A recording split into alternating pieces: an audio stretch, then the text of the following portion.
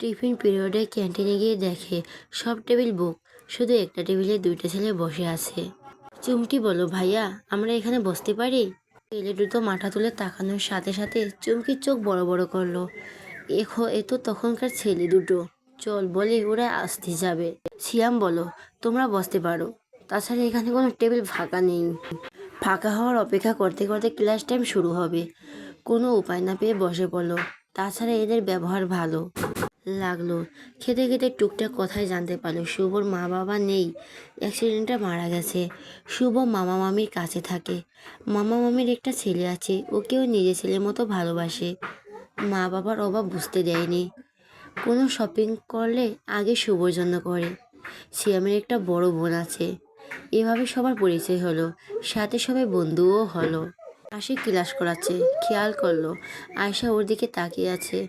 আয়শা আশিকের প্রতি দিন দিন আসক্ত বেড়েই চলছে। ক্লাস শেষ করে সেকেন্ড ইয়ারে ক্লাসে গেল। মিতু যেই সেই ড্রেস অ্যাপেই কলেজে আসে। আজকে প্যান্ট আর টপস পরে এসেছে। আশিকের পড়ানোর মাঝে মিতু বলে উঠল, স্যার এটা বুঝিনি, আর একবার বুঝিয়ে দেন। অথচ মিতু তেমন ভালো স্টুডেন্ট না, পড়ালেখা করে না বললেই চলে। এক্সামের সময় পাশের স্টুডেন্টের খাতা কেড়ে নিয়ে লিখে পাশ করে। মিতু দাঁড়ানোর কারণ আশিকের চোখে পড়ে, যাতে আশিক ওকে দেখতে পায়।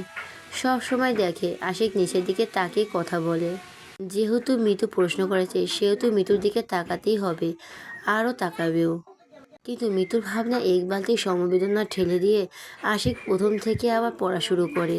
তবুও মিতুর দিকে তাকায়নি। পাশ থেকে মিতুর বান্ধবী ওর দিকে হাঁ করে তাকিয়ে আছে। একজন তো বলে উঠল, এই মিতু, তুই পড়ালেখা কবে থেকে শুরু করলি? তোরা চুপ কর তো, বলে ওদের চুপ করিয়ে রাগ করে বসে পড়ল। যেটা চাইলো সেটাই হলো না, রাগ হওয়া স্বাভাবিক। ক্লাস শেষ করে এসে দেখে আশিক নেই। আয়শা মনে করেছিল যাওয়ার সময় অত্যন্ত তাকে নিয়ে যাবে, কিন্তু অষ্টাদশীর মনে অভিমান জমলো। ড্রাইভার এসে বলল, গাড়িতে উঠো। মামুনি বলে দরজা খুলে দিল। আয়শা উঠে গেল। তার আর কিছুই ভালো লাগছে না। বাড়িতে ফিরে শাওয়ার নিয়ে খেয়ে শুয়ে আছে। ফোনটা হাতে নিল, ফেসবুকে গিয়ে দেখলো অচেনা আইডি থেকে মেসেজ এসেছে। কেমন আছো? লাইনে আসলো না যে দুদিন। আয়শা ছোট করে বলল, হাতে ব্যথা পেয়েছি তাই। এখন ঠিক আছে। আয়শা একটা প্রশ্ন করলো, আচ্ছা আপনার আইডির নাম এখন এমন কেন? কেমন? অচেনা কেউ? এটা কোনো নাম হলো? কেন, এইটাই তো ভালো। আপনার নাম কি? তানজির আহমেদ। ওহ, বলেই সেদিনের মতো লাইন কেটে চলে গেল আয়শা। ঘুমিয়েছিল, বিকেলে ঘুম থেকে উঠে বাগানে গেল। নিজের হাতে ফুল হাত দিয়ে ধরেছে, পানি দিচ্ছে। আয়শার মতে যে ফুল ভালোবাসে না, তার মন বলতে কিচ্ছু নেই। আশা বলে বলে কল্পনা জগতে ডুবে আছে। সে দেখছে দূর থেকে হেঁটে আসছে তার স্বপ্নের পুরুষ। এগিয়ে আসছে, দূর থেকে স্পষ্ট বোঝা যাচ্ছে না, ওর দিকে এগিয়ে আসছে ছায়াটা। হঠাৎ করে অহনা এসে জড়িয়ে ধরে। কল্পনায় 12টা বাজিয়ে দিল। কোথায় গেল সেই ছায়া? আর দেখতে পাচ্ছি না তো। এখন সে কিভাবে জানতে পারবে কেমন দেখতে ছিল? আপু, আপু, কতক্ষণ ধরে তোমাকে খুঁজছি, সারা বাড়ি খুঁজে পাইনি। তুমি বাগানে বসে আছো? এখানে কত ডাকলাম, তুমি শুনতেই পারছো না? কী জন্য খুঁজছিস? আপু, তুমি আমাকে একটু রাস্তা থেকে ঘুরিয়ে আনবে? আপুকে বলে। আমি অন্তু আপুকে বলছি, কিন্তু আপু তোমাকে বলতে বললে সে। কি আর করার, আয়শারও ভালো লাগছে না, তাই অহনাকে নিয়ে রাস্তায় গেল একটু। যদি ভালো লাগে। রাস্তায় কেউ নেই, দূর থেকে একটা ছেলে মেয়ে আসছে, মনে হয় প্রেমিক প্রেমিকা। হাত ধরে হাসছে। ছেলেটা খুব যত্ন করে মেয়েটার হাত ধরে হাসছে। আয়শারও এমন ইচ্ছে ছিল, রাতের বেলায় চাঁদের আলোয় রাস্তায় হাঁটবে তার প্রেমিক পুরুষের হাত ধরে। হঠাৎ করে মেয়েটার জায়গায় নিজেকে মনে করলো, আর ছেলেটার জায়গায় আশিককে কল্পনা করতে লাগলো। অহনার ডাকে হুঁশ হতেই লজ্জা পেল। ইস, কি ভাবছি আমি? সবাই খাবার খেয়ে বসে আছে ড্রয়িং রুমে। হুমায়ুন সর্দার বলে উঠল, ভাইজান, আমি আর স্বপ্নে ভেবেছি অন্তুকে বিয়ে দিব। ইসলাম সর্দার, আমি কি বলবো, যেখানে অন্তুমা ভালো থাকবে সেখানেই দাও। তবে অন্তুমা রাজি না থাকলে কোনো বিয়ে হবে না। অন্তু শুনে নিজের কানে বিশ্বাস করতে পারছে না। এখনই বিয়ে কিভাবে? হুমায়ুন, ভাইজান, ছেলেটা অনেক ভালো, দুবার আমাকে বাঁচিয়েছে। যেমন ছেলের ব্যবহার তেমন কাজ। বাবার বা ব্যবসার হাল ধরেছে। এ বয়সে তার বাবা মায়ের সাথেও আমি দেখা করেছি, তাদের ব্যবহারও ভালো। আশা করি তোমাদের সবার ভালো লাগবে, আর আমাদের অন্তু সেখানে ভালো থাকবে। অন্তু চুপ করে দাঁড়িয়ে আছে, তার মুখ দিয়ে কথা বের হচ্ছে না। চুপ করে সেখান থেকে চলে গেল, নিজের রুমে দরজা বন্ধ করে সাথে সাথে কল দিল আর রিহানের কাছে, কিন্তু রিসিভ করছে না। চোখ দিয়ে পানি পড়ে যাচ্ছে, তার বুকের ভিতর চিনচিন ব্যথা করছে। কিছু হারিয়ে ফেলার ভয় একদিকে, মা বাবা অন্যদিকে, ভালোবাসার মানুষ। অন্তু লাগাতার কল দিয়েই যাচ্ছে, কিন্তু রিপ্লাই হচ্ছে না। একটু পর ফোন বন্ধ করেছে। রিহান তার ইম্পর্টেন্ট একটা মিটিংয়ে আছে। অন্তু কাঁদতে কাঁদতে দরজায় ডাক পড়ল অন্তুর মা স্বপ্না বেগমের। খুলছে না। মা বলে চোখের পানি মুছে নিল যাতে তার মা বুঝতে না পারে। দরজা খুলতে অন্তুর মা ঘরে ঢুকে আবার দরজা বন্ধ করে দিল। অন্তুকে নিয়ে খাটে বসলেন। অন্তু, আমি তোকে কয়েকটা কথা বলতে এসেছি। অন্তু ঘাবড়ে গেল। কি কথা মা? তোর কি বিয়ে নিয়ে কোনো আপত্তি আছে? অন্তু চুপ করে আছে। কি হলো বল। আমি আর পড়তে চাই, এখনো বিয়ে করতে চাই না মা। দেখ মা, মেয়ে হইলে জন্ম নিলে পরের ঘরে যেতেই হয়, আর দেখতে আসলে তো বিয়ে হয় না। 2 দিন পরে দেখতে আসবে। 2 দিন? হ্যাঁ। দেখে এমন কিছু করিস না যাতে তোর বাবা মায়ের সম্মানটা নষ্ট হয়ে যায়, বলে রুম থেকে চলে গেলেন। অন্তু কাঁদছে। আমি এখন কি করব? কি করব? আপনাকে ছাড়া আমি অন্য কাউকে কিভাবে হবে রেহান? আপনি ফোনও ধরছেন না। আশিক খাটের উপর বসে ল্যাপটপে কাজ করছে। আশা দরজার কাছে দাঁড়িয়ে আছে। দরজার টোকা দেওয়ার মতো সাহস নেই। ভয়ে ভয়ে হাত লাগাতে যাবে দরজায়, তখনই ভেতর থেকে আশিক বলে উঠল, দরজা খোলো। আছে, ভেতরে আছে, আয়। আয়শা ভয় পেয়ে গেল। রুমে ঢুকে বলো, আপনি কিভাবে জানেন দরজার বাইরে আমি আছি? দরজা তো বন্ধ করা, আপনি কিভাবে জানেন? তুই বুঝবি না। বুঝালেই তো বুঝি। সময় হলো বুঝবো, এখন বল কি জন্য এসেছিস? কিছু না। কিছু না? তাহলে দরজার বাইরে এসে দাঁড়িয়েছিস কেন? আসলে আমি তো, হ্যাঁ তুমি তো, আমি তো বলতে এসেছি আপনি কফি খাবেন কি না তাই। ও, ও তো কফির কথা বলতে এসেছিস? হুম। ঠিক আছে, কড়া করে 1 কাপ কফি আনবি যা। ঠিক আছে বলেই চলে যাচ্ছিল। আমি কি তোকে যেতে বলছি? না। তাহলে যাচ্ছিস কেন? এদিকে আয়। আয়শা কাছে গেল, আয়শার হাত দেখলো। এখন ভালো আছে। ওষুধ লাগিয়েছিস? না। আশাকে খাটে বসিয়ে ওষুধের বাক্স এনে নিজের হাতে ওষুধ লাগিয়ে দিল। যা ঘুমিয়ে পড়। কেন? আপনি তো কফি খেতে চাইলেন। তুই কফি বানাতে পারিস? আশা তো বিপদে পড়ে গেল। জীবনে রান্নাঘরে গিয়ে দেখেনি কি কি আছে। যদি বলি যে পারি না, আমার মান সম্মানের প্রশ্ন। আমি পারি। আর এমন কঠিন কি? আশার কনফিডেন্স দেখে আশিক অবাক। এই মেয়ে বলে কি? যাকে পা থেকে মাথা পর্যন্ত চিনি, সে এত বড় মিথ্যে কথা বলছে, তাও কি নির্দ্বিধায়। আপনি ছাদে যাবেন না? না। কেন? এত কথা বলিস কেন? চুপচাপ ঘুমা যা। অষ্টদশীর মন খারাপ হয়ে গেল। চুপচাপ মন খারাপ করে চলে গেল। আয়সা এসে শুয়ে পড়েছে, কিন্তু চোখে ঘুম নেই। গিটারের সুর শুনতে পেল, সাথে সাথে খাট থেকে নেমে পড়ল। তার মানে আশিক ভাই ছাদে? তাহলে আমাকে মিথ্যে বলল কেন? আশিক মাথা ভর্তি চুলগুলো চোখে এসে পড়ে আছে। আয়শা ধীরে ধীরে আশিকের কাছে গিয়ে বসলো। আশিক আয়শাকে পরখ করে নিল। মায়াবতীর রূপ চাঁদকেও হার মানিয়েছে। আয়শা ও আশিকের দিকে তাকিয়ে আছে। এ প্রথম দুজন চোকাচোকি হলো।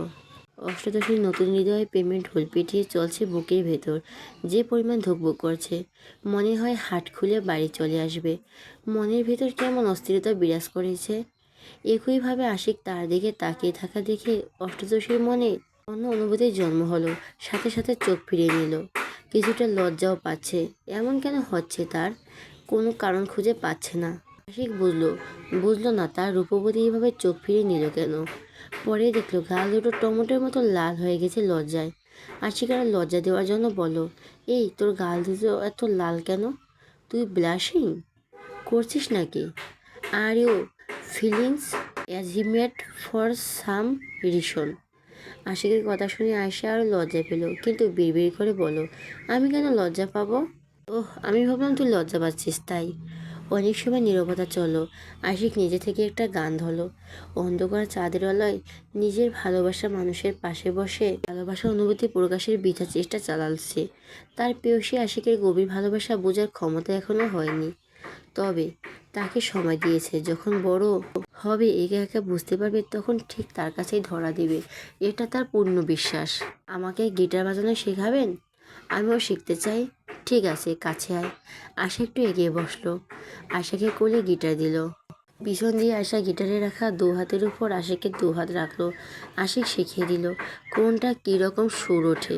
পেছন থেকে ধরে থাকায় আশার মাথার চুলগুলো অদ্ভুত স্মেল পাচ্ছে, একটা মাতাল করা ঘেরান।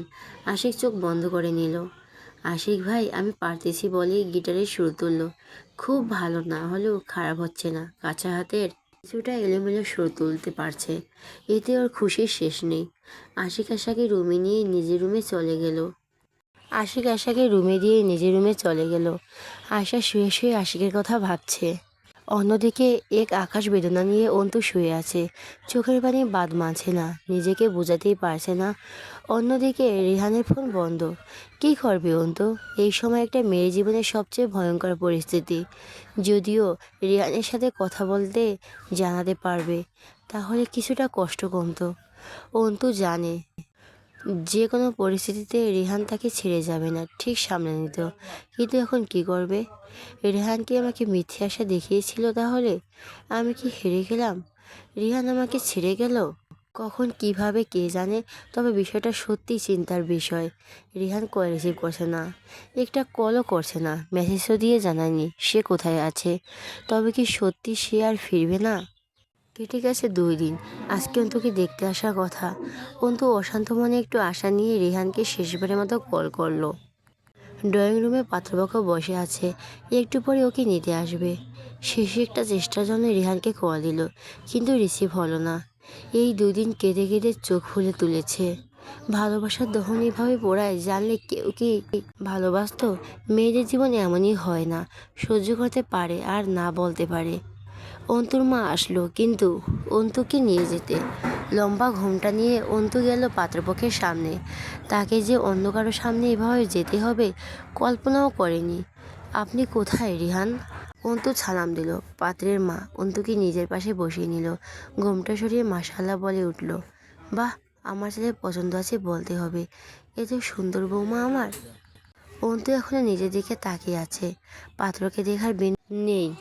ছেলের বাবা মাও রাজি, এঙ্গেজমেন্টের তারিখ ঠিক করবে। ততক্ষণে অন্তুকে পাত্রের সাথে আলাদা কথা বলতে বলল।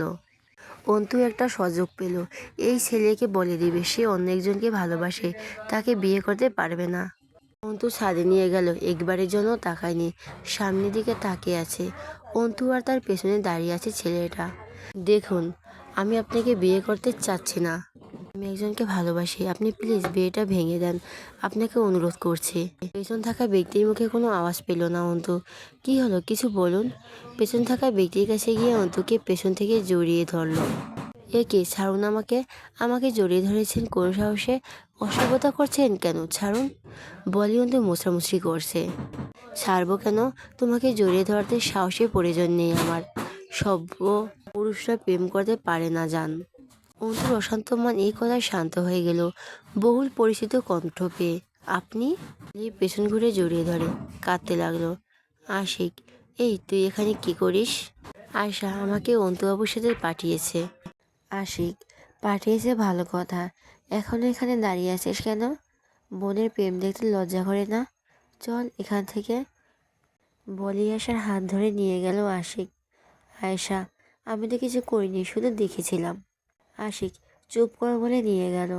এভাবে 2 দিনে নিজের এই অবস্থা করেছো জান। আমি তো গেছি, আর কেঁদো না বলে চোখ মুখ মুছিয়ে দিল। অন্তু হাত ঝাড়া দিয়ে বলো, এই 2 দিন আপনি একটা কল বা মেসেজ কিছু দেননি কেন? আমার কত টেনশন হচ্ছিল আপনি জানেন? আপনি আমার সাথে এমন কেন করেছেন বলুন? বলে রিহানের বুকে মাথা রেখে কাঁদতে লাগলো। আমি তো তোমাকে সারপ্রাইজ দিতে চেয়েছিলাম, আর তাছাড়া 2 দিন খুব বিজি ছিলাম জান। 1 বছর পর বিয়ে করতে চাইছিলাম, হঠাৎ আগে হবে তাই কয়েকদিনের কাজ একেবারে করতে হচ্ছে জান। সরি জান, আমাকে মাফ করে দাও। আর এমন হবে না। অন্তু বুদ্ধিমতী মেয়ে, তাই আর কষ্ট করে বোঝাতে হলো না তাদের দুজনের জন্যই রেহানের এতটা কষ্ট করা। রেহান অন্তুর কপালে চুমু দিয়ে বলল, তোমাকে আমি অনেক ভালোবাসি জান। এখন চলো, নিচে সবাই অপেক্ষা করছে। রেহান সামনে আর অন্তু পেছন পেছন আসছে। রেহান অন্তুর পাশে দাঁড়ানো। আমরা তোমাদের এঙ্গেজমেন্ট ঠিক করেছি 2 সপ্তাহ পরে, তোমাদের কোনো আপত্তি আছে? রেহান বলল, না, আমার কোনো আপত্তি নেই। অন্তুকে অন্তুর বাবার জিজ্ঞেস করলো, মা, তোমার কোনো আপত্তি আছে এই বিয়ে নিয়ে? অন্তু মাথা নাড়ল, যার মানে তোমরা যা বলবে তাই হবে। এতক্ষণ যার জন্য মন খারাপ ছিল, বিয়েটা তো তার সাথেই হচ্ছে, তাই আর বিয়েতে কেন আপত্তি নেই। রেহানের মা যাওয়ার সময় নিজের হাত থেকে স্বর্ণের দুটো বালা খুলে অন্তুর হাতে পরিয়ে দিয়েছে, কিন্তু অন্তু নিতে না চাইলেও জোর করে দিয়েছে আর বলেছে, এটা আমি তোমাকে দেইনি, আমার হবু বৌমাকে দিয়েছি। এটা দিয়ে আমি তোমাকে অর্ধেক মেয়ে করে নিলাম। আমার কিন্তু মেয়ে নেই, তাই তোমাকে আমার মেয়ে হয়ে থাকতে হবে, বুঝেছ? বৌমা আমার চাই না, আমার একটা মেয়ে চাই। রেহান মায়ের কথায় অন্তুর পরিবার অনেক খুশি হলো। সত্যি, তারা অন্তুর জন্য এমন ঘর পাবে আশা করেনি। মনিমুল সর্দার বলেন, সব তো ঠিক হয়ে গেল, তো দেওয়া থোকায় বিষয়টা যদি আগে ক্লিয়ার করে নিতেন। সাথে সাথে রেহানের বাবা উঠে দাঁড়ালেন। কি বলছেন আপনারা? আমি আপনাদের বাড়ি থেকে মেয়ে নিতে এসেছি, বৌমা না। আপনাদের বাড়িতে যেভাবে থাকতো আমাদের বাড়িতে সেভাবেই রাখবে। আপনারা শুধু ওদের দুজনকে জন্য দোয়া করবেন। আসলাম সর্দার বললেন, আপনারা সত্যি অনেক ভালো মানুষ। আমাদের অন্তুও খুব লক্ষ্মী মেয়ে। আশা করতে পারি আপনাদের কখনো কোনো কষ্ট দেবে না, এইটুকু আমরা বলতে পারি। সবাই মিষ্টি মুখ করলো। আয়শা আর অন্তু সবাইকে প্লেটে করে মিষ্টি দিল। আশিকের কাছে মিষ্টি নিয়ে গেল আয়শা। আপনার মিষ্টি বলে প্লেট এগিয়ে দিল। দেখতে পাচ্ছিস না আমি ফোন টিপছি? 2 মিষ্টির জন্য হাত মাখাতে পারবো না। তাহলে নিয়ে যাব? তোর ইচ্ছে। যদি না নিয়ে যেতে চাস তো খাইয়ে দে, না হলে যা এখান থেকে। আয়শা চোখ বড় বড় করে তাকিয়ে আছে, যেন অবিশ্বাস কথা শুনে ফেলেছে। কি হলো? মুখ বন্ধ করে, নয়তো একটা মশার গুটি অনায়াসে ঢুকে পড়বে মুখের ভিতর। আশার সাথে মুখ বন্ধ করে একটা মিষ্টি হাতে তুলে নিল। আশিকের মুখের সামনে ধরলো। আশার হাতে তো কাঁপছে যে, কারেন্টের শক দিলে যেমন কাঁপে, হাতের সাথে সাথে সমস্ত শরীর কাঁপছে। ভালোবাসার অনুভূতিগুলো তার মধ্যে প্রকাশ পায়। হার্ট এত জোরে লাফালাফি করা শুরু করে দিয়েছে যে বাইরেই খুলে আসবে। আশিক কাঁপাকাঁপি দেখে বলল, মৃগী রোগীর মতো কাঁপছিস কেন? মুখ দিয়ে কোনো কথা বের হচ্ছে না আশার। তাড়াতাড়ি আশিকের মুখে 2টা মিষ্টি দিয়ে দৌড়ে নিজের ঘরে। আশিকের মুখে হাত লাগায়নি, সেভাবে দিয়েই দৌড়। এখনই এই অবস্থা মাই সুইট হার্ট, বলে মুসকি মুসকি হাসছে। রেহানের মা আয়শাকে দিয়ে দেখিয়ে বলল, এই মেয়ে কি ছোট বোন হয়? আজম সর্দার বলল, হ্যাঁ, আমার ছোট ভাই জিশানের মেয়ে আয়েশা। রেহানের মা বলল, মেয়েটা খুব মিষ্টি, মনে মনে অন্য কিছু ভাবছে যা এখন বলবে না, আগে বড় ছেলের বিয়ে হোক। আজকের মতো সবাই চলে গেল। আয়শা ঘরে শুয়ে ফোনে গুগল সার্চ দিল, প্রেমে পড়ার লক্ষণ কে কে। সাথে সাথে এই বড় একটা লিস্ট চলে আসলো। সেখানে লেখা ছিল, প্রেমে পড়ার কিছু সাধারণ লক্ষণ হলো অন্যমনস্কতা, সব কিছুতে আনন্দ অনুভব করা, সঙ্গীর কথা মনে পড়া, তার সাথে সময় কাটাতে ভালো লাগা এবং তার প্রতি বিশেষ আকর্ষণ অনুভব করা। এছাড়া শারীরিক কিছু পরিবর্তনও দেখা যেতে পারে, যেমন হৃদস্পন্দন বেড়ে যাওয়া বা মুখে হাসি লেগে থাকা। আরও কিছু লক্ষণ নিচে দেওয়া হলো, অন্যমনস্কতা। প্রেমে পড়লে মানুষ অন্যমনস্ক হয়ে যায়, সব কিছু স্বাভাবিক লাগলেও মনের ভেতর অন্য চিন্তা ঘুরপাক খেতে থাকে। আনন্দ অনুভব করা, চারপাশে সব কিছু সুন্দর ও আনন্দময় মনে হয়।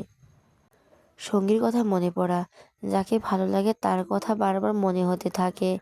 সময় কাটাতে ভালো লাগা, তার সাথে কথা বলতে বা সময় কাটাতে ভালো লাগে।